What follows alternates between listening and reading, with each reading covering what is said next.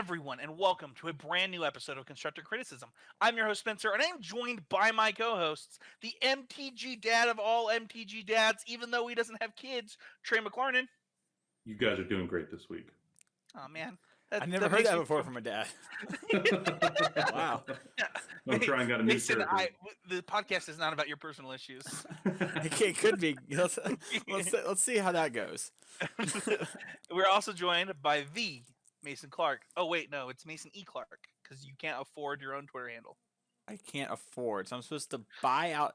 Can I tell a story on the podcast with the Instagram guy that harasses me trying to get Mason Clark on Instagram? Yeah, go for it. There's this guy on Instagram who's also named Mason Clark who harasses me. And I don't mean like he bothers me. I mean like he insults me and attacks me, and I block him, and then he gets unblocked like every 6 months. And I had to complain to Instagram about it. It's super weird. It's the reason my Instagram is private. Yeah, I did know this because you've told me this story before. It's the craziest thing. I live the blessed life. This is the craziest thing that's happened to me. Hey, to be fair, there's a person that decided to make a Twitter account with my name and name it Dick Spencer. So, you know. So now I gotta live with this podcast PG-13. It's doing more work for me, I see. Yeah, if you could bleep that out, Mason, that would be really helpful. Too much work. Keep going. I had my brothers in the car and the song cuss, and I said, "We don't tell our parents about that, do we?" And they said, "Nope." And I'm like, "Good boys." And we kept driving. You know what's not too much work? Mason might think it's too much work to edit out, my word on the podcast, but what's not too much work is become a Patreon at patreon.com/DCMTG. You can join our newest patron who gets a shout out, Mason. Koi Kaichi, thank you so much for joining the Patreon. Yeah, it's been really cool the last week. I have gotten a lot of messages of support, and I think that one of the really cool things about doing the podcast with John and Seth is that I got to make some awesome friends. Like I legitimately consider John a friend, and Seth is a person that I'll be a fan of forever now, and like that was really cool. But I'm excited that people are excited about the future of the show, and our Patreon only went up this week, and it means a lot. It legitimately means a lot, and I'm not going to say his name right, man. Koi Kaichi. Koi Kaichi? Koi Kaichi, I believe is how you say it. I haven't talked to him in 3 years in person, only on Messenger, so it's been a bit. Koi Kaichi is a huge portion of that, and I really appreciate it. It actually means a lot. So let's talk about always improving, though. Always improving is the point of the show. We want to be getting better every single week, including this podcast, including Magic the Gathering, including life. It's just that's what it's all about, man. It's just about doing little things better every day to just be better at what you're doing tomorrow. And this week, Trey, let's start with you. What did you do to improve at Magic the Gathering or life in general this week? Well, Sunday, I did not intend to play Arena all day. And then I played Arena all day. I didn't do anything else but play Magic pretty much the entire day. I spent a lot of time playing the Ali Antarazi 5-color Walkers deck and was impressed at the raw power of that deck. But I kept losing as a result of the mana. And then I came across, thanks to Mason, to a blue-white Walkers deck that's more of a prison-style deck, and started playing that and realizing that it had a lot of the same benefits as the 5-color deck, while having more consistency in the mana base and being a little bit easier. And then one of the things I saw as well is that some of the other people that were playing that deck, Zach Elskett and people that were talking about that the deck had some problems with Nexus, and it wasn't having a lot of effective ways to interact with Nexus outside of like Teferi Time Raveler. And there were comments in the Twitter feed talking about how like ways to try to solve that problem. And one of the things that I think that people were missing on, there was a lot of talk about Ixalan's Binding as a potential answer or something to do. And that seemed to be gaining some ground in the discussion on that. But I was thinking about it and how that's not a very effective plan against a deck whose primary win condition is a bounce spell that then just bounces your Ixalan's Bindings and turns everything back on when they only need one turn to essentially win. And so instead I started to try to focus on testing with Demystify as a cheap way to interact and still be able to push your plan forward in a way that didn't play into their game plan as effectively. Awesome. That's really cool. It's I got to play a lot against Simic Nexus this week as well. And it was really interesting because the deck that I was working on and will continue to work on this week was Big Red. If you're a member of the Patreon, then you've seen some of the work that myself have put in. And Henry got Mythic with the deck. Other people are now playing it. I've had a couple people message me. And one of the things that was the same problem, right? It's like, how do I deal with Nexus? And it was like, well, splash green for Cindervines. And having that thing come down, having whatever your answer be cheap enough that you can leave it up. Essentially, you can just tax yourself 1 mana throughout the game and decide when to stop the Nexus, the Wilderness Reclamation from happening. Really helps a lot because they only have the 4 growth spiral, so it's not like they're getting ahead super early before they can start taking those turns. So I think Demystify makes a lot of sense in that deck. Yeah, I agree. I've played that deck some too, and I'll talk about that here in just a minute. But yeah, I think Demystify is an interesting answer. I think the other weird thing about Ixalan's Binding is it is 4 mana, and post board they're going to bring in negates because you're a all non-creature spell deck.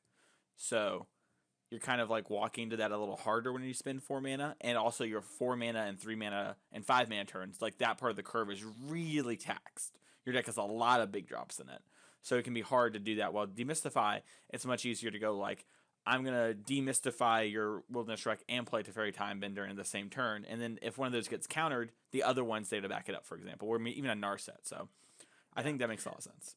So Trey, if I can ask, how do you get there? Like, if the listeners can learn from this moment for you where you realized that, Ixalan's Binding might not be the answer you wanted, how can they apply that when they're trying to problem solve? Well, with that specifically, it was thinking about like, okay, yes, this would be a good answer, except thinking about what the win condition of the Nexus deck is and how then that's going to be playing into a bad situation. And so then it was thinking about, okay, well, what are the problems that you're having? Because you already have Sorcerer Spyglass on the sideboard to deal with like a flipped Azcanta, or if they had any type of other Planeswalkers or anything else, if they were like the Bant version or something else. So you already have answers to those kind of things. And so the real issue that you don't have a way to effectively interact with is Nexus itself, which you can play things like Disdainful Stroke or Negate in order to interact with that you're already doing. And then the other part of the enchantments. And so what's the most effective and cost-effective way to try to interact with it? And so looking through that, remembering that Demystify is still legal in the format and looking at that as an option. And so it was just about like trying to identify what are the actual problems that you're trying to solve and then trying to look at what answers are available in order to do that. Awesome. I think that's really, really helpful. It's funny. I think that a lot of times we go through these moments as Magic players, and one of the things that I think that John and Michael, for what it's worth, were really good at is when they had these moments of improving, they were able to communicate how that moment happened and what steps it took and what logic they applied. And I think as we do the show together, we should all that should be one of our goals together is to get better at those moments and explaining how we came to those conclusions. Well, and one of the things that I definitely had the benefit of is that I had played a considerable amount of the Nexus deck. Yeah. And so like thinking about, because my first reaction when I saw Ixalan's Binding as an answer was like, yeah, that's a great answer. If I you get a reclamation and they can't cast any more reclamations, it's like great. And like blue-green doesn't have a lot of ways to interact with that. It's like, well, wait, they just play Callous Dismissal. So all they have to do is just sit around and wait, and you don't put a lot of pressure on them as the Planeswalker deck. It's not like you're killing them quickly most of the time. And so they just you can put yourself in a bad situation where you just get blown out. Can I ask, does this make you guys think about playing something along the lines of White Weenie a little bit more when you think about like, okay, well, I can just play Teferi in my White Weenie deck. All of these decks are doing it right now. And then I just get Teferi and Demystify and Spell Pierce, and like I just have the best Nexus matchup. And then like decks are preparing for mono red, so like my large creatures are gonna give them a tough time. I don't know. That was just my thought while you were talking, Trey. No, I do think that there's a lot of appeal to that deck right now, and certainly for a lot of those reasons, especially some of the builds that I've been seeing that are just playing like 4 Teferi Time Raveler main deck, and I think that there's a lot of value in that based on the way things are shaping up.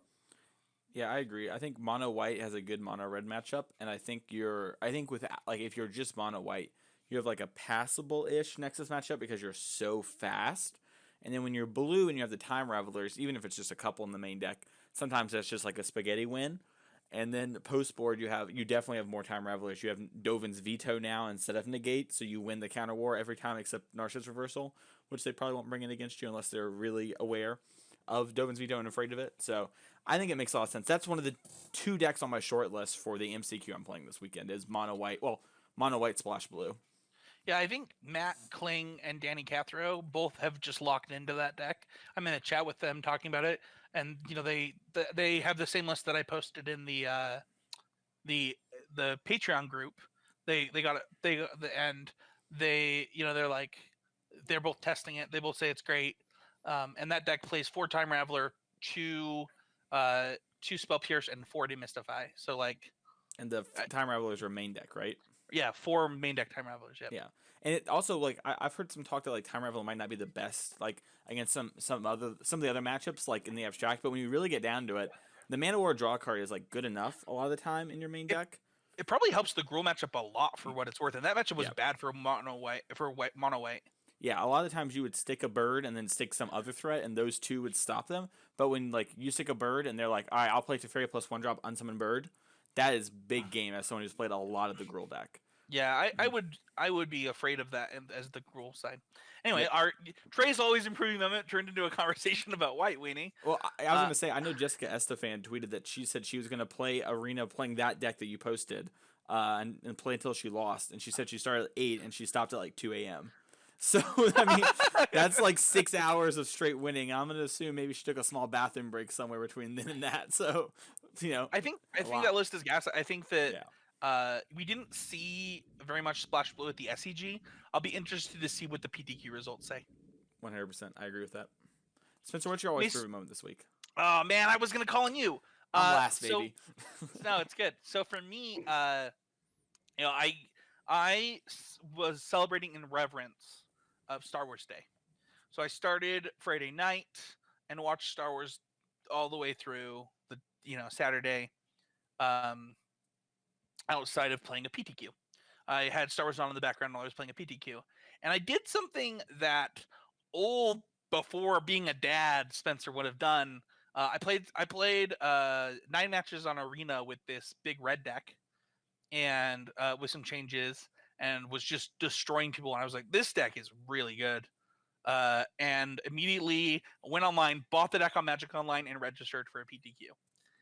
And I just wouldn't have done that a couple weeks back, and feeling the liberty to do that. And I started out 2-0, and then I lost round 3 due to a pretty horrendous misplay by me. There was an opposing Chandra. I had quite a bit of power in play, and I activated treasure maps to draw 2 cards, and the cards that I drew were Lava Coil, something else for the turn. And my opponent had 2 opposing Phoenixes in play. My opponent's Chandra was at 7, and I was like, oh, these are great. I'll just kill this, I'll attack, and then my opponent's dead next turn to this Banefire in my hand. Thinking in my head that the Chandra had already achieved ultimate, there's nothing I could do about it. But as I passed the turn, I was like, well, that was stupid. I could have sent 2 of this power at the Chandra and still had lethal next turn with this Banefire, and he wouldn't get to draw 7 cards. My opponent drew 13 cards that turn by ultimating Chandra, Rixmati Reveler, for Carnival to kill me. Wow, that's a lot of cards. Off of the last Rixmati Reveler. And it just doesn't happen if I take 1 second to slow down, attack the Chandra for 2, attack my opponent for 10, and then they just don't have an out. I just win the game. And start out 3-0 at the PTQ, which is just a pretty good spot on online PTQs. There was one X2 that was going to make it, and it was just a bad misplay that I learned a lot from. The deck is very good. It's one of the decks that I'm considering for the MCQ, but it's one of those things where when you play a deck like Big Red, and there are lots of decks that are similar to this, where if you make a small misplay, it's usually really punishing because all your cards need to maximize their value in these decks. In a traditional control deck, right? You have these tons of draw spells, tons of board wipes. You can just counter the really obvious important stuff and then let the other stuff resolve and deal with it later. That's kind of not the case with control decks that aren't blue based. You actually really have to think about your plays and get the most out of your cards. And as somebody who's been, relying a lot on blue control decks recently, it's probably become a crutch for me to just bail myself out with, a big draw spell into Teferi. So it was nice to get punished for something that if I had just taken a little bit more time, I would have figured out, and I deserve that. Sounds right. you know. Yeah, I think that's something that's always important to remember. I play a considerable amount of Grixis mid range, and that's a deck that does that in a very similar way. Like if you miss sequence or you use your spells in the wrong way, like you get punished so bad, like Yeah. really bad. And I think that playing decks like that can be very effective in like teaching you those lessons, right? Like it makes you slow down and focus. And then if you're playing a deck that's not that way, you just get to like leverage that even more because you're thinking about your sequencing. Yeah, I think it's also important to. I think if I were to like wrap a bow around this, it's that if you're going to play out the rest of the game, don't play it out in jest. Don't think I've already lost, but I'm forced to play out the rest of this game, so I'm gonna just play it out because that's what I'm supposed to do. You don't have to do that. You can concede, but because I chose to play out the entire game, I should play out the entire game and be an active participant throughout the whole thing, and take the same amount of time to make my decisions that I would take during any other turns of the game if I thought I was in it. Because I was pretty unfavored until I drew Lava Coil off of these things. And, I had accepted my loss in that round, but I actually would have won that had I just taken the time and been a part of the games, even though being part of that game, even though I thought I was supposed to lose. And, what does Pepe say? Never give up, trust your instincts. That's just a good life lesson. I don't know what I have no idea what that is. Yeah. That's Star Fox 64. I'm so disappointed. Wolf. Wolf. That's all I know. That is Wolf. Wolf is from that game, Mason. Oh. Speaking of Mason, let's talk about your always improving moment because you hit Mythic in really quickly. I did hit Mythic pretty quickly. So the always improving moment kind of starts. It ends there, but it starts somewhere else. So I played an IQ on Saturday, and I picked Blue Green Fog, like we had kind of talked about last week on the show. And I played that, and I went undefeated, and I won the IQ. And then I got home. I kind of just relaxed. And on Sunday, I saw the Ben Reagan deck tech on the SCG for the Zach Elsick, Ben Reagan, Blue White Super Friends deck, or Fibblethip and Friends deck, as Trey pointed out earlier. Fibble Friends. Fibblethip Friends. Sorry. Nope. Either way, I saw that deck. I was like, oh, that looks pretty cool. I want to try it. I don't know if this is going to be the best thing in the world, but I love Super Friend decks. So I'm going to try this. And so I just built the deck and hopped right into rank, and I started grinding with it. And I was doing pretty well. And even though I had really great results with Fog the other day, instead of switching back to Fog to grind, I was like, well, I'm just going to grind this deck because I think this deck has potential. And I think it's going to adapt a little bit better to what's going on. And as I kept playing the deck, I realized how powerful it was, even with some of the changes that I tried because I didn't like some of the things. I think some of my changes were wrong. I think some of them were a little bit better situationally for Arena. And I grinded a bunch with that deck, and I hit Mythic, and I technically lost 6 games, so when I got DC'd, but I only lost 5 matches of Magic on the way to Mythic from Diamond with no wins, playing the Super Friends deck the whole way. And I think that Super Friends deck is very real. If you haven't seen this deck, you can check out Zach Elsick on Twitter or me. Ben Reagan is the person who apparently originated the deck and sent it to Zach. I can't find Ben Reagan on Twitter, and no one tagged him all day, so I assume he doesn't have one. But either way, if he does have a Twitter and you find it, I'm sure he has it there as well. But either way, the deck is super strong. It plays about 17 or 19 Planeswalkers. I forget the exact number. Plays board wipes and just kind of runs the opponent over with repeatable card advantage. Just using Teferis, both of them, using Dovin, the new one, using Narset, using Kasmina, and it kind of just drowns the opponent in card advantage and then has things like board wipes to catch back up against these creature decks. And it's surprisingly great. It's really funny because this is part of the appeal that was happening with the big red deck for me. It was like, oh, I get to just play all these super duper powerful Planeswalkers. And then I hadn't even thought about Tibalt yet, by the way, which, woo, baby. But you have all these things in play. They can't attack your one Planeswalker because they have to work with this other Planeswalker. They actually just don't have enough resources to. Anyway. My point is it's not very often that these decks come together, and to have people hitting Mythic with I think 3 different versions. Right? There's the 5-color version, a mono red version of a Super Friends deck and a blue white version of a Super Friends deck. There's just like a lot of Planeswalker decks.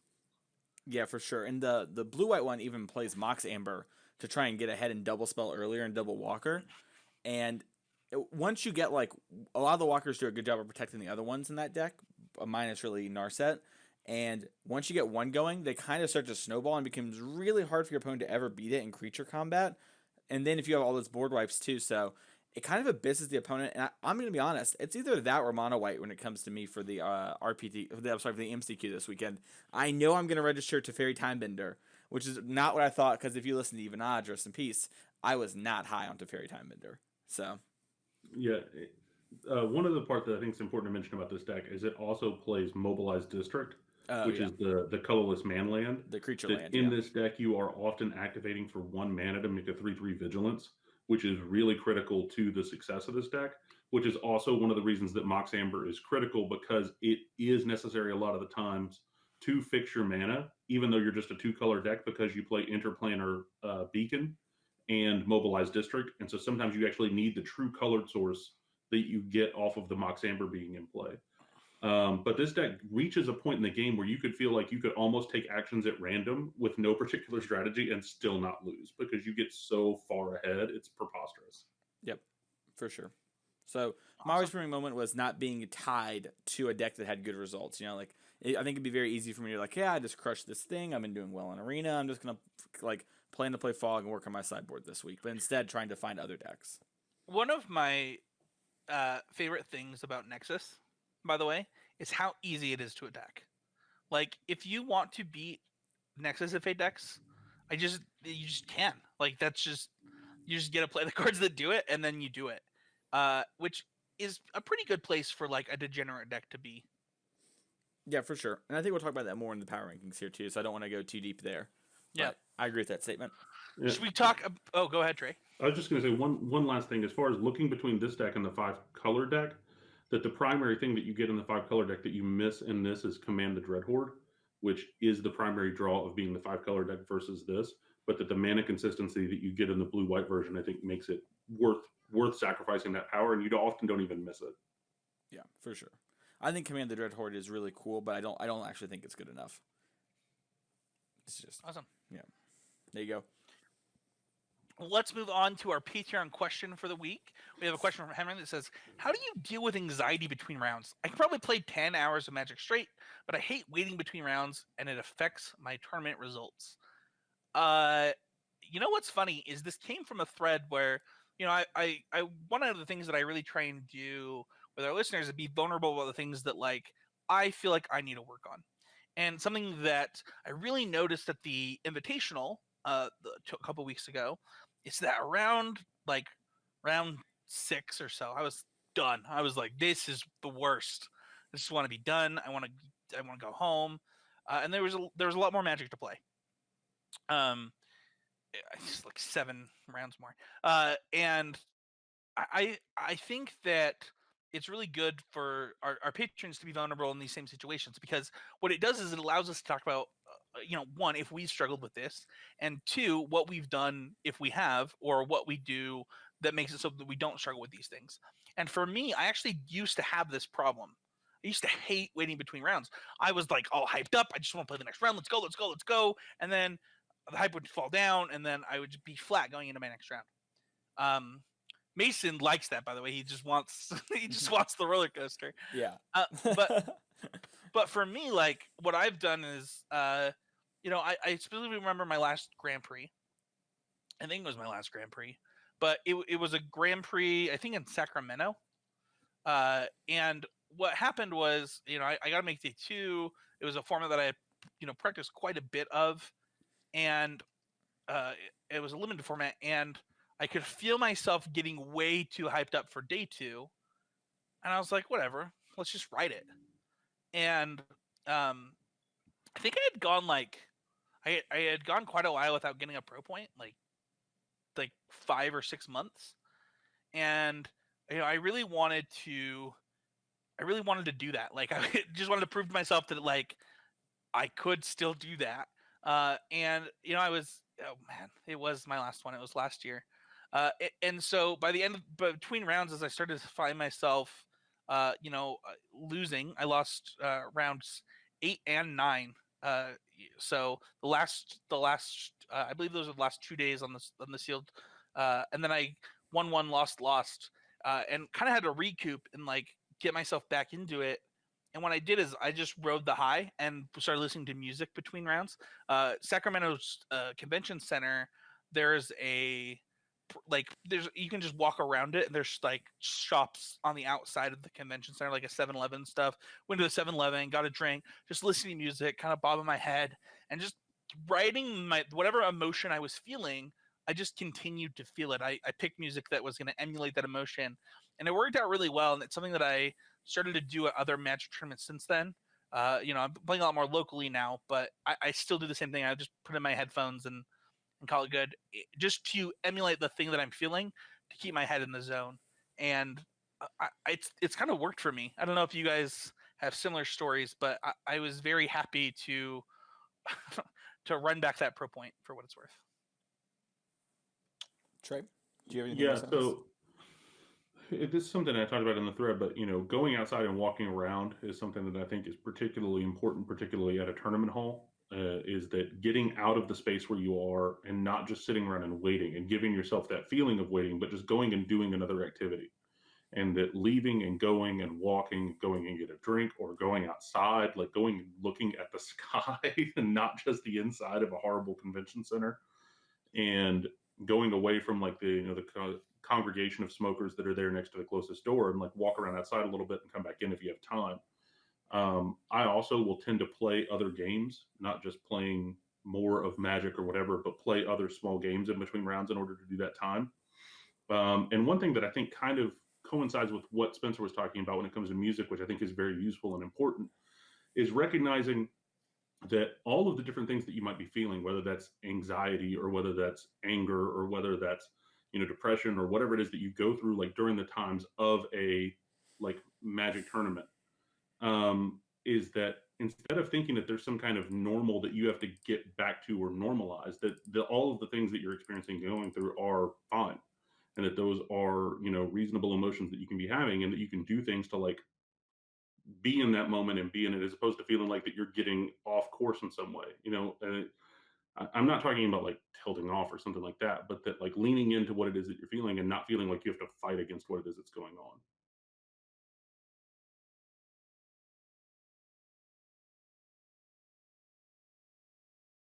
Yeah, so I liked everything that you said there, Trey. I think I agree with a lot of that. And I- for me, like when it comes to anxiety in between rounds, it's kind of weird. So like I struggle with anxiety, and part of what I do to handle that is I like accept it and embrace it. And I like reason through and process it, and I kind of talk to myself and like center myself, for a lack of a better word. I talk through it like, why are we feeling anxious? Why is this? What's the rationale for this, right? Is this something we should be feeling anxious about? And is anxiety going to help us? And then, as Spencer kind of alluded to, I'm also someone that's like, I like it when I'm on the underdog. I like it when the chips are down. I like on team tournaments. I like it when the match is down to me. Maybe that's a product that's just happened a lot, and like I've become conditioned to it in tournaments. But back in the Vanguard days, but I like it when the pressure's on me and it's up to me. And I can tell you, going in from the last SCG where we top eighted or top forward, like we had 2 winning ends back to back, and on the first one I was like excited and pumped, and we lost. I'm like, all right, well this is really the one, because we need to win this, and if we don't win this one, then we're playing for top 16, which is still a thing. But like, let's get that top 8, and. I like playing under that pressure. I know that that's different for other people, but embracing it and knowing yourself, I think, is super important in those kind of situations. So I don't know if that's helpful, Henry. I hope it was. I hope that like my weird psycho mind maybe showed you a different way of looking at it, but hopefully one of the things we say can help you out. I think I'd like to kind of add to what you said too, though, Sure. because you talk about liking the pressure being on you, and I think that if I can harken back to a previous coast, if that's okay, like I probably don't know a person that like gets more anxious than Michael Hinderrocker. And I think Magic really helped him with that. He was able to just treat every match the same, uh, you know, and we say that, but it's just not true, right? Like not every match is the same. And I think that the reason that we say to do that is so that you don't let emotions dictate things. But I think that we would all be lying if our favorite matches weren't the ones that we were playing for the highest stakes. And I think realizing that, in addition to figuring out how to best curb that, is kind of the challenge here. Mm-hmm. Does that make sense? Yeah, I would say also that maybe not even the highest stakes for me, but like when I got to play against Saito or Carvalho or Seth, which by the way, Sure. won scoreboard, CC hosts. All the situations when I get to have like those moments, those are other moments where I'm super excited. Like moments where I actively know that the delta between us is huge. I love those moments. So that's another thing for me. And I think the anxiety between rounds is because you've placed an importance on the next round. Mm-hmm. And you've placed an importance on how you do in the event, right? So if you remove those things that are these arbitrary things that you've put importance around, and just be like, I'm just here to play Magic until I can't play Magic anymore, it kind of fixes that issue. And I think that if there's I think that there is an actual record in MTG for the most day twos of a Grand Prix in a row, and I think Michael Hinderrocker literally holds it. And I think that's why he was able to do that, is because eventually he just removed himself from the round by round. He did, he ate some granola, asked Matt how he did, and then played his next round. And like that was just what he did. And when we go to a Grand Prix when we go to a Grand Prix or a PTQ, and we only have so many shots at this thing that's really important to us. I think we place arbitrary importances on things that don't matter as much as we think they do. Yeah, all the pressure is there because of you. There's no one else is saying you have to do these things. So just keep that in mind. Also, Magic and your results don't define you, which is something I'm sure we'll get to in the future and many times after that as well. So yeah, cool. Well, let's move on from our Patreon question to our sponsor, Oasis Games, and when we move on to them, we move on to them in style. So this week, Trey, what do we have from Oasis Games? Hello, fellow Magic competitor. Are you no longer satisfied with just sparking joy? Instead, are you ready to send your joy meter straight to Chandra's ablaze? While everyone fumbles through the darkness of a new format, you will cut through the zombie army hordes like a red-hot knife through so much undead butter. So don't wait. Chain whirl your way over to see the good folks at Oasis Games. That's right. MTGOasis.com is the best place to rekindle your one true love aflame. You can try them out now with code CCMTG for 15% off your first order, and you can use code Would That Be Good for 4% off every other order. So make haste over to MTGOasis.com today. Tell them CCMTG sent you. So I don't know what I didn't know what this was going to be going in. We got custard, we got butter. I'm going to stand Trey. I don't know what your relationship is with Oasis Games right now, but it seems to be yellow liquid. They butter us up, Spencer. Right now. Trying to butter them up, is that what you said? No, they butter us up. We got all these cards from them recently, and it's just like, here we are. No, I love our sponsor Oasis more than words can express.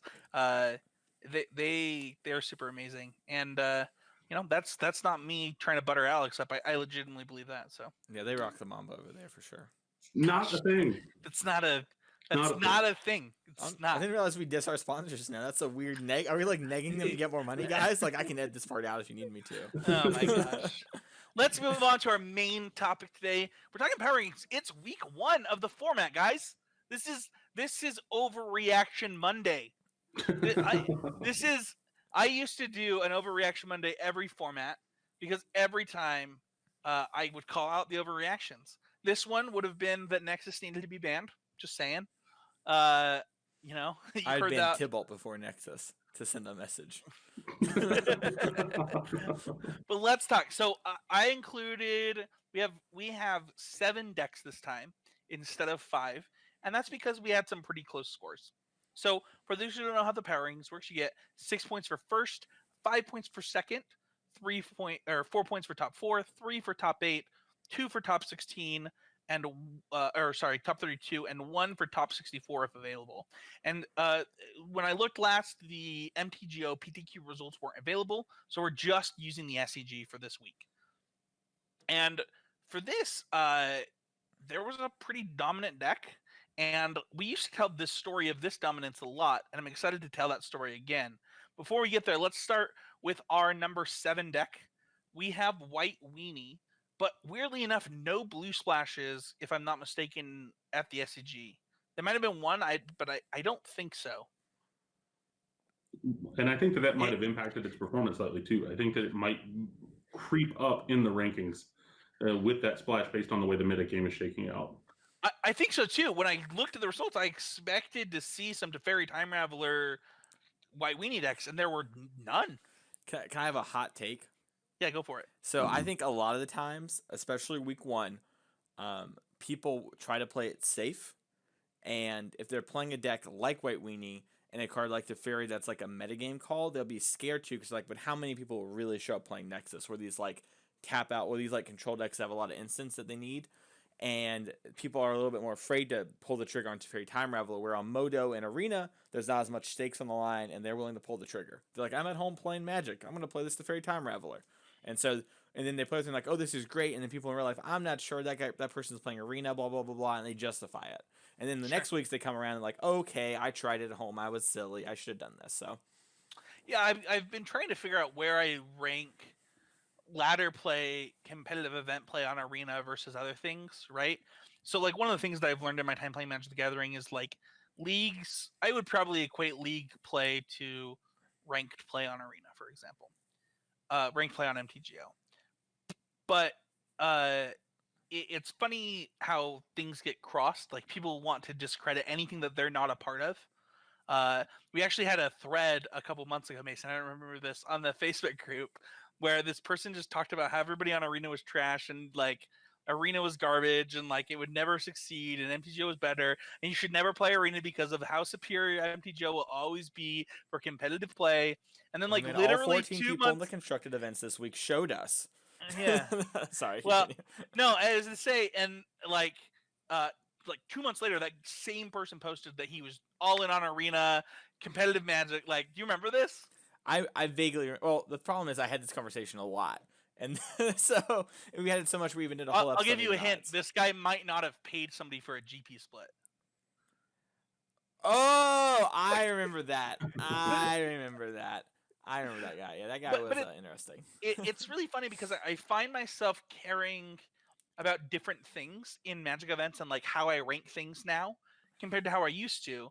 And when I saw somebody get number 1 Mythic with this White Weenie deck splashing this Teferi, and then everybody talking about how great it was, I instantly was like, well, like, to get rank 1 on Arena, you have to win like 12 matches in a row at least. Yeah, like, it's like top 8 a Grand Prix, right? Like, yeah, exactly. It's like, so for me, like that's a pretty big indicator, way bigger than like a 5-0. That's just my opinion. I think a 5-0 is still, back in the heyday when there was only MTGO, I think that was equivalent to that, if that makes sense, or pretty close to it. Because it was the equivalent to top 8ing a GP? No. Well, now let's bend these facts. What I mean is it's equivalent to like winning a bunch in a row on Arena, because there is money on the line, so people would try a little harder, and sometimes not everyone's trying their hardest on Arena. So I do think that like it kind of weighs out to being equal-ish there, but nowadays I'm kind of a little less high on MTGO results. Regardless, yes, when someone shows dominance on Arena, for me that is good enough. Like, that's at least worth looking at a deck. Because even if a deck won an event for me, it's not like I'm going to play that deck without testing it. You know, once something shows results, I'm then like, okay, let's look at this. All right, so let's talk really quickly, because I want to talk about old man Magic for a second for me and Trey. Oh, I'm glad Trey, to tune in.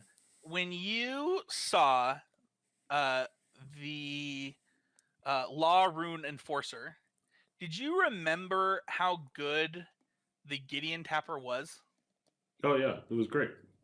Great. What was that card called? Just, do you remember? It wasn't Gideon's Lawkeeper. It was Gideon's Homeboy.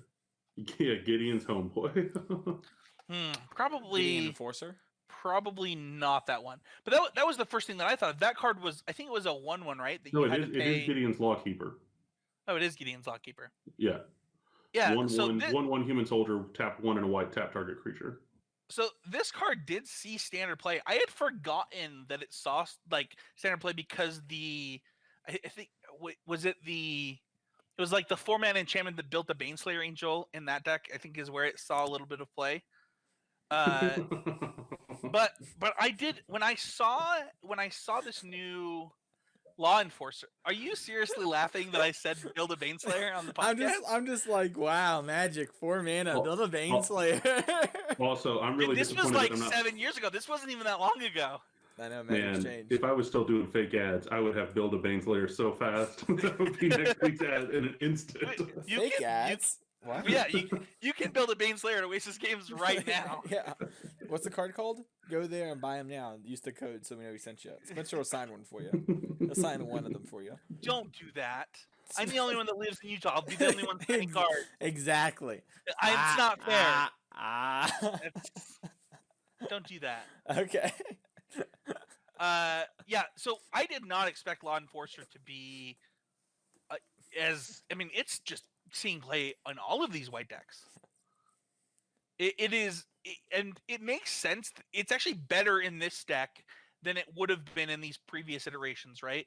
In this build a Baneslayer deck, because you have so many things that make your creative between Banalish Marshal, Venerated Loxodon. The deck that did the best at the SCG was playing Heroic Reinforcements. You just you can just use them for your Conclave Tribunals, for your Loxodon, your Venerated Loxodons. You just get a lot of value out of that derpy creature that you weren't typically getting in your aggro decks, and it makes it so I don't even worry about a lot of the time I don't have to worry about as much about the removal that I'm playing, because it will become a 2-power creature that attacks things anyway. Yeah, it does all that, and it also like answers part of the Chain Whirler problem on a lot of fronts, right? It's a 1-drop you can play that doesn't just die to Chain Whirler, and then it taps down Chain Whirler, which can be a real problem sometimes later in the game. Yeah. Through. Yeah, I think that is a big addition to the deck that I didn't see coming. And we got through that conversation talking about build a Baneslayer, so what is there any other big notices that you see from these decks? There was one version playing black for Duress out of the sideboard. I think that's just worse than playing Teferi, for the matchups that you would want that in. And I'm a pretty big fan of White Weenie going into this next week. Yeah, and I think that's a key point of just where something performs in the previous week doesn't necessarily serve as an indication of what it will be going forward. This is our bottom deck on the power rankings, but I think that this is something that's a very strong contender for being one of the top decks in the format. Yeah, I agree. I think if you're looking to like metagame and stuff like that for like your MCQ or whatever event you're playing this weekend in standard, mono white, splash blue, or even just mono white, just the white decks make a lot of sense right now. They're very good against red decks. We'll get more into that later. They're good against the Nexus decks. They can put every deck to the test because they can curve out. Just makes a lot of sense. Speaking of other decks, what's our number 6 deck? Yeah, our number 6 deck is Gruul, and this is the still on my short list for decks that I could possibly play at. It's also tied for what it's worth with Bant, but let's talk about Gruul first. This is also on my short list of decks that I'm still willing to play. And I want to talk about the list that got 22nd at the SCG from Wilson Freeman. So this deck plays 7 Planeswalkers in 3 Chandra, 3 Sarkhan, 1 Domri, and Argo Bolas. I'm pretty close to editing this deck list, finding room for Lana War Elves, cutting Chain Whirler, and just playing a Sarkhan Chandra Domri deck at this MCQ, guys. I think that Sarkhan, I did not register that this was basically Gideon Ally of Zendikar when I saw this card. Like, whoa! Ally of Zendikar has been called. It's like the closest comparison you can make for what it's worth. Can I get make a break? Yeah, Sorry, continue. My heart got a little raced. I haven't felt love like that in a while.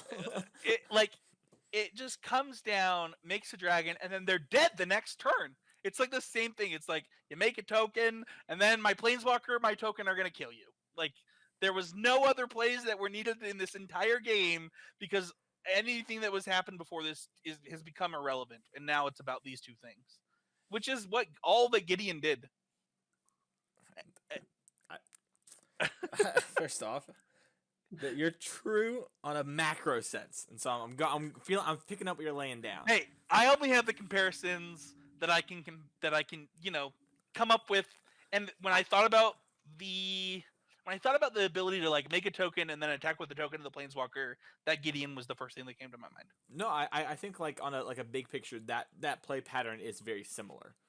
Yeah. Excuse me. And so I see where you're coming from with that. It's fun though to jest about it a little bit. Yeah, the Sarkhan has really impressed me.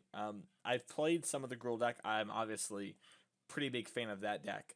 And the Sarkhan was really impressive, and I got to the point where I was down to just one Sarkhan Hellkite, and all my Hellkites becoming Sarkhans except for that. Yeah, me too. And I think that card's passive ability gets slept on a little bit. The fact that Dragon's Ping is super important in some of the matchups. Like the White Weenie matchup becomes almost unlosable.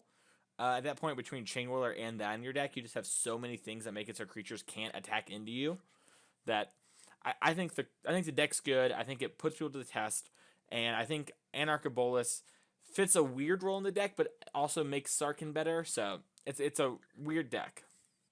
Mason, I'm gonna say something that's gonna blow your mind. Okay? You did it a second ago, so I believe yeah, you. I'm not done. I'm not done blowing your mind, baby. Is this a 2-for-1? Yeah. I literally was texting. I don't know if was it you or was it Matt that I was like, I'm probably just gonna cut 4-mana Domri from this deck and play Chandra instead, because I would rather play more in Planeswalkers, which means I'm playing a little bit less creatures, making Domri worse.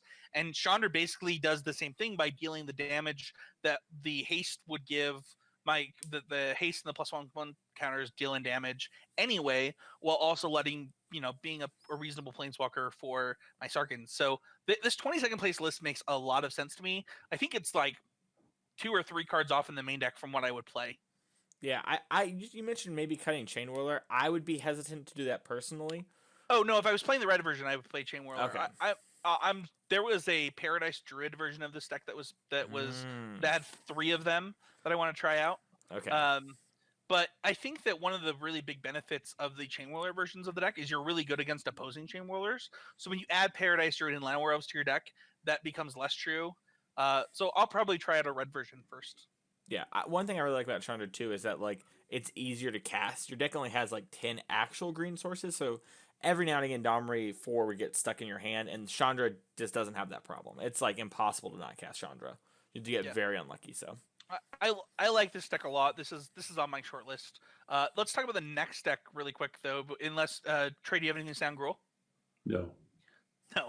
It's like Trey I don't believe in Gruul cards. Primeval Titan's a sin. Yeah, so I want to talk about the 6th place list from Harlan. Is it Fire? It's Harlan Fear. Oh man, that's a great name. So I've played against this deck a ton already. This deck is very popular on Arena right now, and I want to talk about a sweet play that my opponent did. I did end up beating them, but I got pretty lucky to do it. I was playing mono red aggro, and they had a Teferi in play. And then they played a Knight of Autumn. Teferi 3? Yeah, the 3-mana Teferi. They played a Knight of Autumn, bounced their Knight of Autumn, drew a card, play their Knight of Autumn. And I was like, had this shock in my hand. I was like, this is so stupid. If they actually hadn't played the Knight of Autumn again and waited a turn, I think they would have won. Because they could have bounced it and done it like a couple more times by never showing their Knight of Autumn to a shock that was in my hand during my turn. And I was like, oh man, that's like a crazy next level play against mono red deck, because they can't leave mana up against you anymore. Once your Teferi's in play for their burn spells, they have to use them during their turn. And that really protects Knight of Autumn and just makes it this like repeatable life gain effect with the Teferi in play. Anyway, I thought that was really sweet, and it made me like this deck somehow for some reason way more. But also it's a 4 Frilled Mystic deck, so I was already in.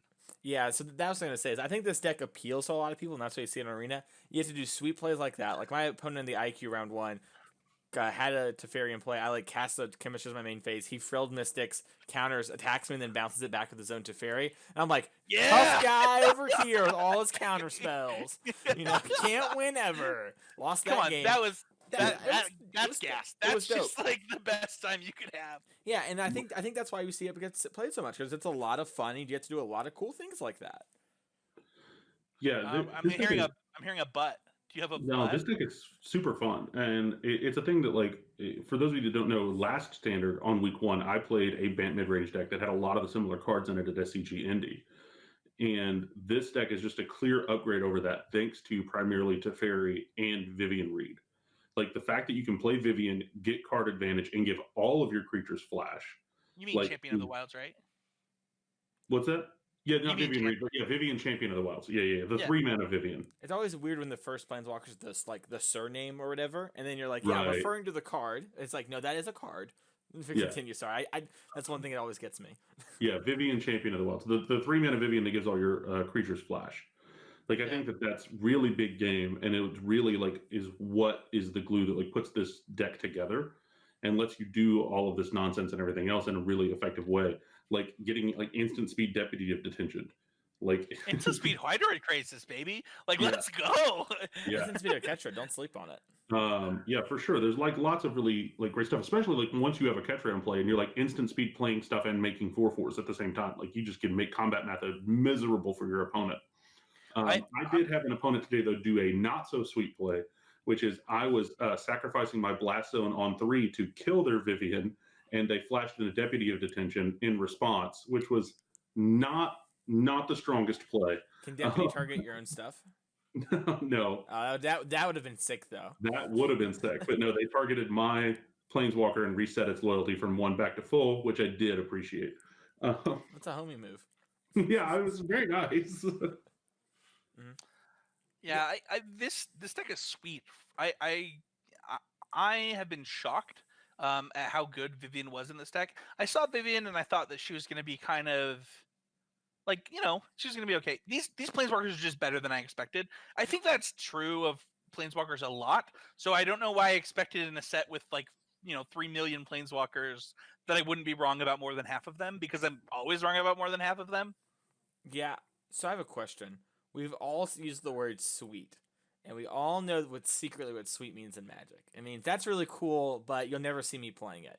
Does anyone here not mean that? I'm just curious because I will try this deck. Okay. Yeah. I mean, I will try to shove biogenic oozes in it, as you know, but that's always going to be a deal, because that's just something that I think is a lot of fun, particularly with Frilled Mystic, is that if you create that tension point where you have creatures that have flash, you have Frilled Mystics, and now you have oozes that you can also activate, it becomes nightmarish for your opponent to try to make decisions about what to play against. What do you think the percentage of games human beings that have cast and countered a spell with Frilled Mystic have lost are? From my experience, not many. You cast Frilled Mystic and counter a spell, you win the game. Yeah, I might have beaten it 3 or 4 times total. Here's the thing that's most frustrating about Frilled Mystic is if you're playing against it, it's the most obvious counterspell that exists. Your opponent's just passing the turn every turn with 4 mana up. You're like, okay, I get it. You have Frilled Mystic. And then there's still sometimes where you're like, well, I just can't beat it. I know that you have it, and it doesn't matter. I want to do something about it, but I can't. Yeah, I think that's also one of the strengths of Vivian, is kind of what you're saying, right? Is Vivian in this deck masks the Frilled Mystic and helps find Frilled Mystic, right? The minus lets you go find a Frilled Mystic, and then it's they probably have Frilled Mystic, but also they could just have that Deputy Detention right now, so I've got to do something, So I think the deck's probably pretty good. I'm curious. I think it's a deck you probably want to change some cards in every week if possible. I know, excuse me, I'm so sorry, Jonathan Hobbs played 1 Settle in his main deck, and that's some pretty big points, right? It's well, they'd be holding up all these creatures, but whatever, we're going to attack, and then boom, Settle the Wreckage you. So I'm curious to see how this deck evolves and stuff, and I want to play a deck like this. I don't know. I got some doubts right now. Yeah, that's totally fair. I think the deck is sweet. I appreciate it. It's Team Nova, right, that innovated this. So, Yeah. So yeah, shout out to them. If I'm not mistaken, our favorite Taco Bell lover is on that team, right? Allie Warfield is on Team Nova. My favorite Taco Bell lover is myself, because I love myself. But I didn't know I'd fallen so far in your Taco Bell power ranking. I don't love. I mean, Taco. Yeah, we won't get into that. Let's talk about something that we can talk about, though, which is Esper midrange. This deck comes in It's to the point next. now that every time you say Taco Bell, I think all I hear is Taco Bell. Let's Taco Bell. Let's Taco Bell. Let's Taco Bell. Baja Blast, am I right? That's what this episode Anyway, is. I don't drink soda anymore, man. Like that's I your just mid-range. yeah, but I do think that. So I was texting Danny. This deck, by the way, it comes in with 12 points, so it's a good jump in the point totals. Isn't this So like about where it landed last time too in the first Open weekend when Wyatt Darby played it? I just think Yeah. I'm just gonna say this. I don't care how many cards this deck gets. Wow. I'm gonna have a hard time believing that this deck is good until it just smacks me in the face a couple times. Not that I'm saying that it can't ever be good. You know, Enter the Eternal Gods is great. Liliana is great. Teferi is great. Sorin is a huge get for this deck. Like, it got a lot. But I still haven't lost to it. Yeah. This deck always feels like you're really setting yourself up to jump through a lot of hoops to get 1/1s. Like, Yeah. it's working so It's like, hard to make Hero of Precinct 1 good. The crazy thing is like, you play Hero Precinct 1, and you're tapped out, and then I kill your hero, and you're like, well, I guess I'm going to play this Thought Erasure. And, like, so often, like, the best thing about Thought Erasure, for me, as a 2-mana discard spell, is taking them off their 3 and 4 mana plays. They're 2, they're 3, they're 4 mana plays, right? That mid-game. And the problem is that when you wait to do it till turn 3, I probably have multiple in my hand at that point that I can just play. And you lost that value of making me take a turn off with your 2-mana discard spell. Like, we've all, like, I don't know about you guys. Do you guys not agree that turn 2 Thought Erasure is the best Thought Erasure? Oh, for sure. And that may actually just be a sequencing play problem from your opponents of like not taking that play just so they can try to get a 1/1, right? Because the incentive is there to do it. That's that way. my point. It's like, Yeah. I just don't. I don't know. Go ahead. But Mason. I think that that's not a deck building mistake necessarily. Like, to be fair to this deck, I think that's a sequencing problem from your opponents. Like, But the deck going for encourages 1/1 that sequencing problem. Well, What's that? what we're seeing as we're seeing this thing as like, well, it's tempting you to, right? Because you need to know like the card and stuff like that too, right? Because like, let's say your opponent's mono red, you might be more incentivized to play a Thought Eraser if like on turn 3, because Chandra or Experimental Frenzy is a bigger problem, so you actually want to give them the extra turn. Where against another deck, you might want to Thought Eraser early. And I think what happens is people like to fall in heuristics, and they're like, in this deck, I go Thought Eraser, I go Hero Precinct on 2 because I play my Thought Eraser, it's better on turn 3, which is not always right. I also think it's telling that the 2 times I've seen this deck do really well is week 1 in the hands of a Platinum Pro. I've seen Wyatt Darby win with it, and I've seen BBD win with it. And dude, this deck had a lot of finishes though. It did, but do you see what I'm saying though? Like didn't BBD do the best with it this weekend? By the way, I love BBD's version of the deck. I think it's much better than the old one. Having actual powerful endgame cards, I think, is a real upgrade to this deck. I think this deck had like a mopey mid-range deck, it was a super mopey mid-range deck before that really leaned on the power of sideboard and picking your opponent apart, which is also kind of telling that pros are really good at that kind of stuff. Yeah. So in the top 25, which is what is on Goldfish, it took 10th and 11th, which is 4 points. So it got 8 points elsewhere. Okay. Yeah, I mean, so I'm not saying that like no one else can really play these decks. I'm just saying I think it's a little telling that it's in the early weeks where like discard spells and these kind of things are more powerful, right? Because decks aren't as tuned, and it has a very proactive game plan. Like the game plan of like Thought Erasure, Thief of Sanity, Hero Precinct 1 plus removal spell is a pretty good plan against a deck that isn't quite fully formed. Also, I think this deck is really good against Nexus of Fate, and so I think it makes a lot of sense to play. And I bet a lot of those points got earned by beating Nexus of Fate. So I don't know for sure, but it's hard for me to get behind the Hero Precinct 1 plan because, like, at the end of the last format, we just saw Thief of Sanity, Hostage Taker, let's be real. If this deck just didn't play Hero of Precinct 1 and, like, just played different cards in that slot, I don't know. I just think that the card is a trap and maybe there are better ways to build it. I don't know. Yeah. I would say that I'm probably wrong. I think Esper Control is probably better because post-board you get a lot of the same things that are like just as good. Like if you look at Zach Allen's 4th place deck list, in his sideboard he has 3 Thief of Sanity, and he has 1 Enter the God Eternals, and I believe that's it when it comes. I guess the Fairy Time Reveler is a card that the newer Esper mid-range decks play, and he gets to kind of play that similar game plan by having this better go over the top game 1 plan that also beats up on the aggressive decks more. And while his like Nexus matchup is a little worse, he is a lot better versus a lot of the other decks. And I think that if you're the person that says I don't want to lose to I don't want to lose to Nexus, then Esper midrange might be the deck for you. And if you're like I want to have a more rounded approach, I think Esper Control is better, and that should probably be the deck you choose. All right. Well, so to avoid me talking crap on a deck that people love, let's go on to the next deck. Nexus of Fate. Yeah, we have Nexus of Fate expert Mason. Is it Clark on the podcast? Yikes! Expert's a strong word. I refuse to agree to those terms. I played an IQ, dude, and I just beat people. I don't know if I'm an expert. I did beat this one guy in round 3, though. Trey McClurnan. Ooh. That guy. Man, that was free money. But besides that, a lot of my games were competitive that weekend. No, I think Nexus was a great week 1 deck, and I think it's telling, right? And they kind of told this narrative on SCG, and I think it's 100% true.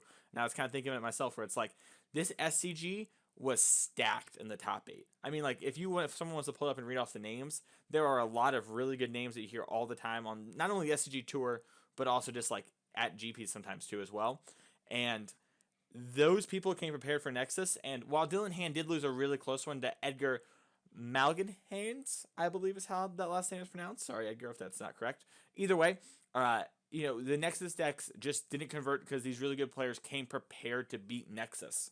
So I think Nexus is a real deck, but when there's too much hate because everyone knows you're the number 1 dog, I don't think you can perform as well. And that's why I think I had an easier time at a local IQ where people aren't prepared. And then Nexus was the most converted deck from day 1 to 2 at the SCG, and then failed to put up a top 8. I was just say, just to speak to what you just said, Edgar might be the best player on the SCG tour. I'm gonna say his name wrong. It's Harlan Fier. Harlan Fear. Has multiple SCG top 8s. Zachary Keenan has multiple SCG top 8s. Zach Allen has multiple SCG top 8s. Ethan Gillespie has multiple SCG top 8s. Collins Bullen has multiple SCG open top 8s. Will Pulliam has tons of SCG top 8s. And 2 wins now, yeah. And Zach Allen has back-to-back SCG top 8s. Yeah. I agree. I think that the top 8 is certainly stacked. And I just want to say, so let's say you're out there and you played an IQ this weekend or something like that, and you lost to Nexus, and it's like, how can I beat Nexus? I think this is a moment where you can look at these deck lists and like, these players came prepared. Everyone in that top 8 knew Nexus was the default deck to play, right? We're like the most powerful deck. And I think that narrative was true, and people aren't prepared for Nexus. It's really, really good. But people were prepared because that had happened. These players were, and they got rewarded for that. So Nexus is beatable. Like I think I just had a realization about Nexus that I'd never really thought about in these terms. I think that Nexus might be the Dredge of Standard.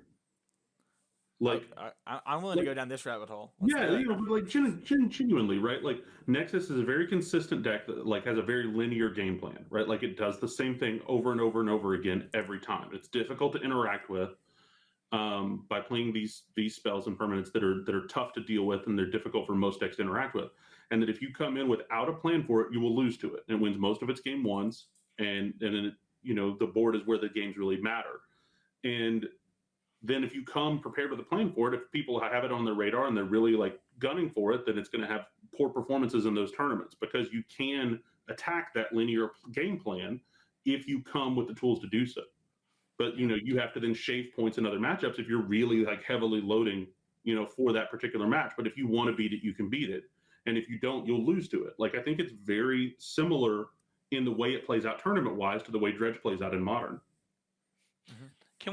Can we take it just a second to I like it when the community gets a card perfectly correct.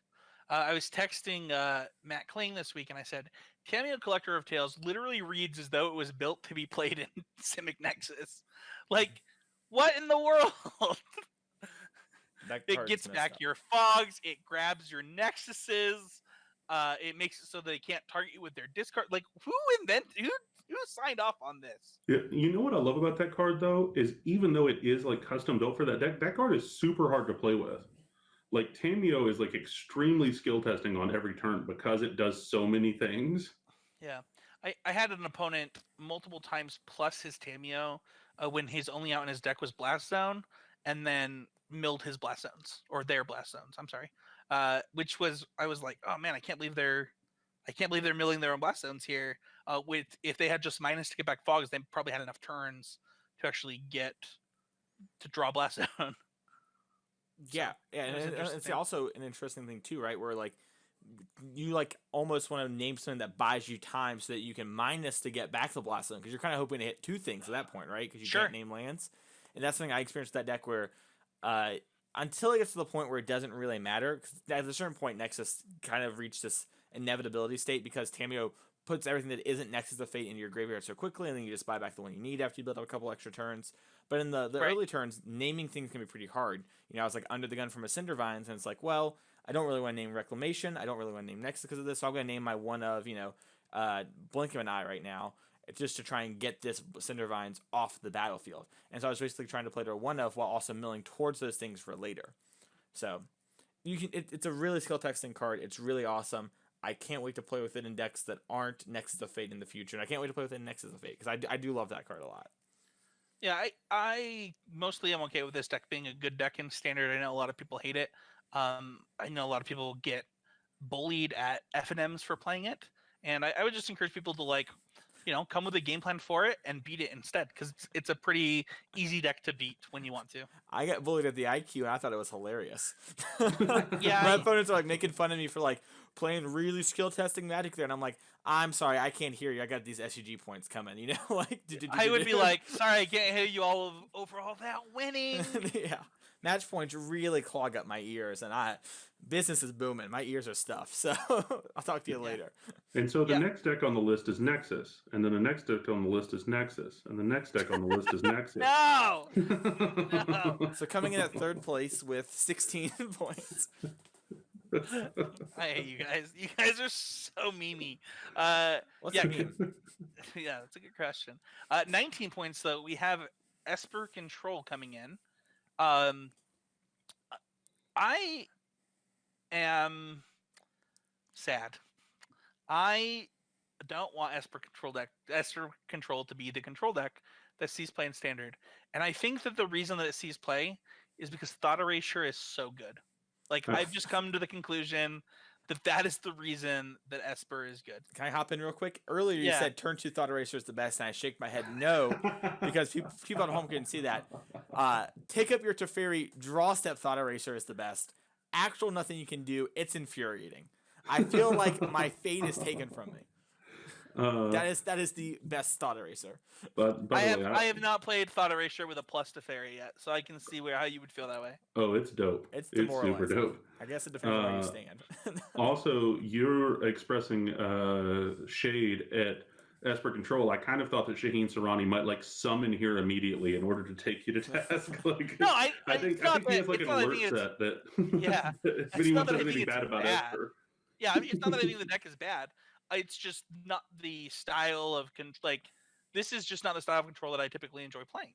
I like my 3-color control decks to have a Crackling Drake that kills my opponent quickly, or a 5/6 flash that draws me 2 cards or counters a spell that kills it. Like these things, this just takes too long for me. You mean these newfangled control decks with win conditions? Not into it. Old-fashioned controls did nothing forever. I think that's what doesn't like about this deck, right? I don't. It does nothing. I don't want to do nothing. I don't have that much time on my hands, Trey. Like, oh, it's the best. No, I do. The thing is that when you ultimated Teferi and Blue Eye Control from 2 seasons ago, you had the time twister in your deck. So like you just instantly were going to win, right? You draw 7 cards, exile 7 lands. They actually can't win the game. There's no reason. Memory. Yeah, I was like, what are you talking about? Yeah. These decks don't have that. So first of all, ultimating your Teferi is like something you actually have to think about. You can't just do it. And then second of all, after you do it, you just gotta wait for a really long time to win. Love it. Can't wait. Great. As someone who's just been looping Nexus recently, can't wait to take all the turns, pass back to you, ask about your day, exile your land, draw for turn, trigger. Yeah. I think this deck is really good, and I'm curious to see if Oath of Kaya sees more play, because I think That Oath of card's Kaya is great. really good against red, and I think if that deck's, spoilers, the next deck on the list, I think you might want to play some more Oath of Kaya, so I'm excited to see where this goes. And I this- wonder if Kaya comes back, because OG Kaya is still good. So. This is Oh, a go ahead. deck that I think got a lot of pieces as well. Talking about like decks that like seemingly had cards built for it. Like this deck seems like it had cards just custom built for it, and it almost hasn't gotten as much hype for it because people are bored by how like consistent and good it is. Like everyone's trying to find new and fun things to do, and Esper Control is just like, nah, we're still just great, but we got all these new tools that make it just better. Yeah, Tyrant Scorn is one that I think flew in the radar under the radar a little bit for specifically control decks, and it seems pretty good. Yeah, card's Yeah, good. that card's great. It's good in the blue-black mid-range deck, too. The VTCLA deck. Do Yeah. you guys have any concerns? I have recently started playing Tibalt in my sideboards against this deck, and it's been huge game for me, and that makes me worry a little bit for Esper Control. Yeah, it's interesting, right? Like Tibalt taxes your Vraska Contempt, so if you don't have Oath of Kaya, that's like really the only way you interact with that card outside of maybe some Basilica Bellhaunt you have post board, but even then, like that means your Bellhaunt was discard a card for a 4-mana 3/4. So or make them discard a card, not you actually discard a card.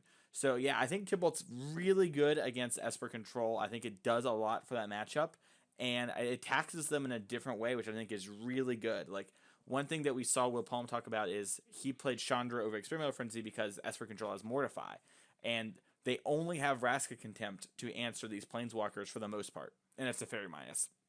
So when you get to stake more of these Planeswalkers, you really tax them, and you're still doing your main game plan so much that I think Tibalt is just a smart addition. I think that card also makes that matchup much better, which is a yikes if you're the Esper player, because that's part of the reason to play Esper is that you were so much better against Mono Red than Jeskai was, because you had all that incidental life gain.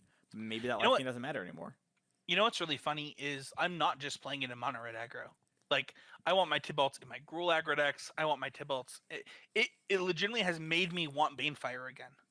Yeah, and like, go ahead. I was just gonna say in decks where you're applying pressure, Tibalt's very good. Mono Red's just kind of like the default one. But yeah, I agree with what you're saying, and it does make Banefire a actual card again. Yeah. Can we at least acknowledge that we've all just said that Tibalt is very good and how astonishing that is? I say like, good for you, Tibalt. You did it. You know. You did the thing, man. You did the thing. Also, people way to who go. read That Tibalt haircut were like, finally worked out. People read that Tibalt, and I saw people saying like, "This is not playable again. Can't they give it a good card?" I'm like, have y'all ever played against Esper Control with a Mono Red deck? They always win at like 4 life after playing 4 absorbs. It's just like I just need 1. I just need to counter 1. I'm gonna win. So, Tibalt's great. That card's insane. Yeah, I'm a big fan of that. I appreciate Zach back-to-back Esper top 8s though. Shout out to Zach. Yeah, that's different formats too. You know, I saw him joking on Twitter that like to ferry the Hero of Dominaria foil was the best investment of his life because he plays it every weekend and he leads all these top 8s. So. Yeah, I'm a pretty big fan of control in this format. I think that Esper's the best version. Well, you know, you hear me sad that it is Esper over something like Jeskai or straight blue white. That doesn't mean that I don't see the power in these decks. I think that, you know, Tyrant Scorn is a huge upgrade. I think sideboard to Fairy Time Raveler or even main deck, depending on how you want to build your deck, is like a huge game. I don't know. This deck, kind of like Trey said, it just got a lot. And Narset. We haven't got to talk about Narset yet, but Narset's been really impressive and also a card I've seen in sideboards of the Esper deck. Yeah, it looks like their 11th place deck and Zach's deck both main decked it. Oh, wow. Okay, yeah. So, Narset's one that, you know, people kind of slept on during spoiler season 2. It's very good. Mm-hmm. Yeah. You mentioned Oath of Kaya. So before we move on, I just want you to talk about that. The card was it was $4 spoiled and is only 90 cents now. So I'm interested to hear, you know, your love for that card is contradicting the pattern for it. Sure. I'll buy 'em. Well, sure. So there's like I think there's a couple things going on there. One, things get really hyped up, and the cards compared to the Lightning Helix. And they're like, this is the Lightning Helix of the new standard. And it's like, well, 3 and 2 mana is a big difference. But basically, my thought process is to maybe why you want to play more play more Othakayas over Moment of Cravings.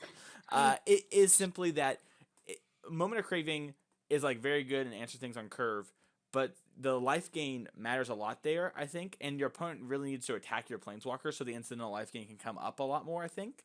And while you are losing one of your 2-drops, I'm not saying like play 4 Othakayas. I'm saying like play 1 or 2. It synergizes well with your Teferi. You can Othakaya kill something, play a Teferi, bounce your Othakaya, draw a card, replay it, kill another thing, gain another 3 life. It's just very good at like picking apart the board and buying you enough time. Additionally, like it can't be slept on the fact that Oath of Kai can hit Planeswalkers. Yeah. Like, you're talking about in Gruul how you're wanting to play more Planeswalkers. We're talking about this Bant deck that has these Planeswalkers that really incentivize the deck. And the Always Improving Mason and I were talking about this blue-white Planeswalker deck. And you have to have ways to interact with these things more than just Vraska's Contempt. And especially all of these ones that just like you play and tick down. Like let's say it's the Mirror even, and your opponent just plays Narset and ticks down, and then you can play Oath of Kai and kill it. Like get it off the board, and then you can draw your cards. Like it does a lot of effective things in that way. Can I just say that the Mythic Championship should have been the standard format? Like, I can't believe this Mythic Championship wasn't a pre-release for standard. Like, it would have been so sweet. I don't think that anybody, when they announced we're going to have 32 Planeswalkers in standard, 32 new, or 36, I don't remember what 36. I was going to let you talk about your bet, but clearly you didn't want to. The people know. The people who need to know. But I don't know that any of us expected. I mean, I certainly didn't expect 13 playable Planeswalkers. I knew there would be some good ones, and some of these, have been more surprising than others. Like, I will say that Dove in Hand of the Control has played out really well. Like, it could be a card that if you wanted to play in your more black-white, your Esper or even more blue-white control decks that don't rely on so many Planeswalkers, it forces people to overextend, and it's at least serviceable in the mirrors because it makes counterspells cost more, so you're up in mana in those battles, and those matter a lot. So yeah, if you're playing a deck that plays sweepers, Dovin is awesome because your opponent just has to play more stuff in order to try to kill it. Yeah. So, I mean, a lot of these Planeswalkers are pretty good. I think we've pretty quickly identified the ones that aren't going to see a whole lot of play, but even then, they have a lot of really interesting effects. They're just really powerful. I wouldn't be surprised if every single one of these Planeswalkers makes a top 8 appearance at some point during their life. Like, they can all just do that. Even Samut. Even Samut? Even Samut. Even Samut? Even Samut.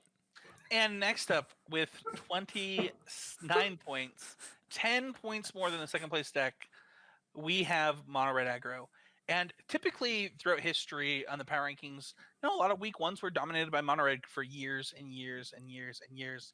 And a lot of people are like, it's because people aren't prepared for it. And I just don't think that's true this week. Like, I think Mono Red is just really good. It's just extremely efficient and has, like, all of its spells do the same thing. It either, like, does a lot of damage or draws a bunch of cards or draws a bunch of cards and does a lot of damage for no reason. One thing that I noticed about this Mono Red deck, and I've played it a little bit of it last season for like a week or two and kind of grinded up to Mythic with it for the most part, is that you're playing a lot of real cards. Like, you have some cards that aren't real, like Fanatical Firebrand, Get Lava Runner, Vashina Pyro Mansion. Those aren't the best cards in the world, but like Chain Whirler, Light Up the Stage, Risk Factor, Experimental Frenzy, now Chandra, Tybalt. You have so many real cards in this deck. Like, your cards are just good cards. Hold on.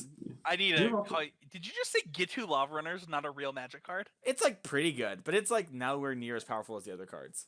It like completely warped the Pauper format for like a week or like a month. What does that even mean? Nothing. Like, wait, what? It's like a substantially more powerful format than Standard. I mean, how about the fact that it's just like the deck plays like almost more lightning bolts than it can play. Like, there are so many like standard legal lightning bolts that you just get to play all of them. Yeah. I mean, that's the real thing. Like, the deck is like a real deal burn deck. Yeah, Skewer the Critics just looks silly. Like, why would you? I don't think I've seen a list play 4 of those in like over a month. Like, it's just not good enough. Yeah, well, that's what I'm saying too, right? Is like they have all these premium cards that you would normally get to play, and they can go long. It like has card advantage. sometimes it plays as like this lightning fast red deck, and sometimes it plays like a grindy, almost like a big red deck at times, right? Like you play your Chandra and you tick up a bunch and you work towards the ultimate and you protect it. Like we saw Will Pullum do that on coverage. I've seen people do it on Arena. This deck is like just a very good deck and very real. And I also think that the adage of like people are trying new things is really true on day ones, and Red gets some free wins there. But then also, I think the deck is just really well positioned this weekend. I think it was a great pick for this Open. I think it's a totally good pick for the next weekend too. I think some of those things are still going to be true. I think this deck beats up on like the Bant Flash deck we talked about. I think it beats up on the Esper midrange deck we talked about. The deck is just very good. It has a lot of real cards. It has a lot of play to it too. So Yeah. I think the thing that's crazy is that like this deck plays 1 mana divination, and that's not the best draw spell in the deck. Like it just has more card advantage spells that are better than even just playing 1 mana divination. And I Yeah. think as long as that's true, this deck will be a consistent player for as long as those cards are legal. Can we just say that Chandra Fire Artisan just way, way, way better than anybody thought it was when it was spoiled. whoa, Not did me. you not listen to the That Even card- Odds podcast pick 2 set Yeah. review? Yeah, that card is one that I think people were sleeping on, especially the fact that it does all of the damage that it does. Like, Yeah, it's I've great. dealt like 11 damage with that card before. It's just so much. It's so good. I don't know if anyone saw. I think it was round 13. It was a win-in for Will Pullum between BBD, and it got to a point where Will just had BBD low, and BBD was like, "Well, he gets to use Chandra till it ultimates because I can never attack and kill it because if I do, I die." Yeah, I've had that happen. Like, Yeah. they're just like the number of people that just figure out, oh, I'm just attacking face every single turn into double Goblin Chamberlain. What is happening? Like, I actually can't even attack. It's insane. Chandra is very good. The ultimate's super powerful. She gets there very quickly, and card advantage in red decks is always pretty good. And yeah, she's very powerful. And it really can't be slept on how that she's like basically a lava axe at worst a lot of the time. And that's just sometimes good enough in your deck when you have all that card advantage. So Yeah, a lava axe that draws you a card, like at a minimum. for sure. Cool. Well, I think that wraps it up. I do have a couple of questions. Where do you guys think Nexus will be next week? Well, so assuming we get the MCQ results from online and everything like that, I don't think it's going to be super high. I still think we'll have some results because I think the deck is powerful, and people might overcorrect for mono red. You know, there might be like this knee-jerk reaction. So I think it'll be there, but I think it's going to be pretty hard for it to win because I think the really prepared players are going to still have game plans for it, not sleep on it after even just 1 week. What about you, Trey? Yeah, I would imagine it's still in the top 5 performers, though. I don't think that I would not expect to see it fall drastically. Now here's a question I have for you two. Do you think that's still going to be true in 2 months? No, I just don't think that Nexus. I think that the thing that we miss as Magic players, because the games when Nexus is going off, it feels unbeatable, is that its win condition is a 7 mana card, and like, well, if you just think that all 7 mana cards are unplayable, you should probably reconsider that. Like, there are certainly situations. I mean, Grizzlebrand costs 1,000 mana, and so does Emrakul. So, like, that's just not the case. Those cost 3 mana. I show and tell jokes. But I think that Nexus has an inherent weakness that is pretty exploitable in a card pool as small as standards. Yeah, but I think that it's one of those decks that will cycle throughout the format. Like, it will have weeks where it doesn't perform very well, and it'll come back and have weeks where it performs. And I think that will continue to happen. And that the deck was fairly consistent before, and the additions of Tameo and being able to play like even less win conditions thanks to the amass cards make it even more consistent than it was before. And so I think as a result of that, it's not going to vanish, but I think it will cycle. I don't think it's going to be consistent just every week, but I do think that it will cycle through the format. Yeah, I think there'll be weeks where it's good, and I also think that the less rounds you're playing, the better it is. If that makes sense. So, will I owe Kyle $50, Mason Clark? They're not gonna ban Nexus of Fate. Here, if you're in your car or you're home listening to the great Constructed Criticism podcast sponsored by Oasis Games, and you're thinking, just ban Nexus so my life can be better. I understand your plight, but they're not going to ban this card. we're so close to it being gone. Bannings are so damaging, and there's enough cards that answer this in the format that if you don't want to lose to Nexus of Fate, we talked about 3 decks in our top 5 that don't lose to Nexus of Fate, 4 if you count our top 6. So there are plenty of decks to play. I think White Weenie Splash Blue beats it. I think Gruul beats it. I think Bant beats it. I think I was thinking Bant, Red, and Esper mid all hard beat it. I think. Are we saying literally every single deck in this?